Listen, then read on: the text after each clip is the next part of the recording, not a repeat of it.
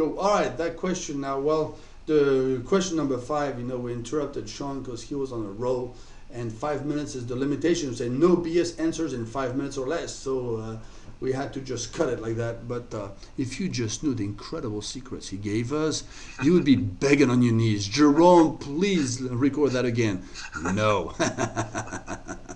Only Okay. Jerome knows. Only and Sean come pick our brains. Anyways, seriously, the question number 6 is, if we collect reviews from our customers, can we just enter them ourselves, and how? Oh, this is classic. You hear this all the time. In fact, it's better when they ask first. Usually, what I run into, like the plastic surgeon's office, I walked in the other day.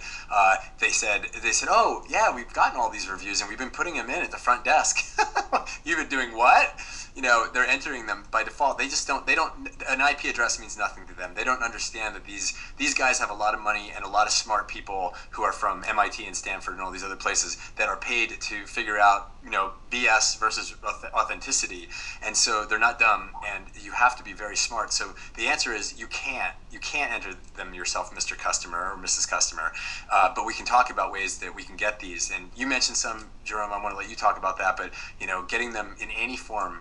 If it's a video testimonial, if it's written, make sure you have a waiver to say, I understand this will be used. This could be used in marketing purposes, so that there's no later they can, hey, I didn't know you were going to use that on my website or whatever. But making sure that you get them, and then if you need to, there are back end tools, some of which I understand Jerome's coming out with in the near future, to get these into the system in a way that will not get filtered by these sites.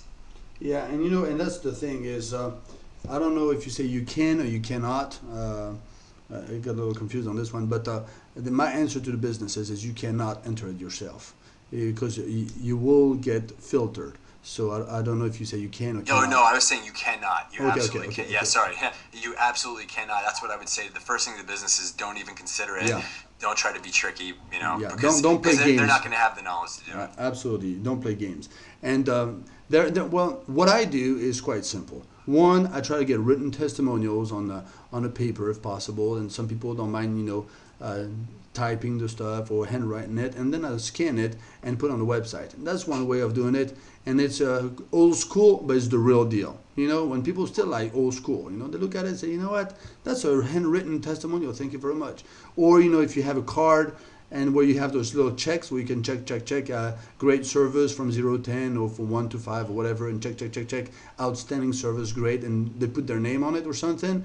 And always put a disclaimer, like you said, that will be used and on the website or whatever, and then you can scan that and put it on the website. That's one way. Another way you can do is have a phone number with a voicemail in there. I know I gave that advice one time, and people were kind of making fun of me, but it is very powerful. You put a phone number, you have a recording, a voicemail on the end of it. To leave a review, please start after the tone, and people that know this is the review hotline, they put, I've come to doctor such and such, he pulled my tooth and now I'm toothless, but I love the weight there. And whatever. And they put the review, they're happy with it. And you use this recording, you put that on a website. It's very feasible and it's totally reasonable to do that. Another thing you can do is get tools like LBL Robot or whatever, and you can put that on there. And that's one way. These are basically the only ways there is out there as of today.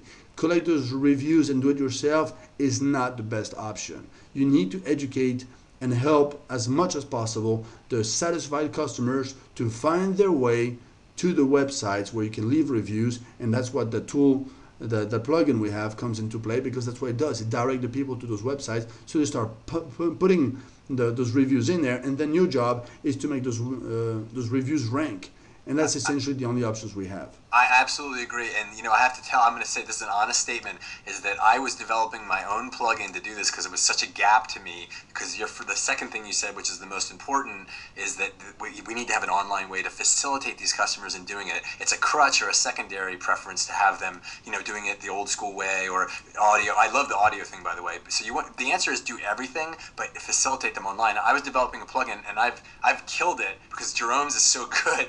I was like, he went 4 levels beyond what I was developing to do this. So all credit to Chad. All credit to Chad Wyatt. He's my coder, and he's an incredible brain behind the scenes. All right, we're like 5 seconds. We don't want to cut off the stuff, and people tell us, you're hiding stuff from us, so I'm cutting off right now.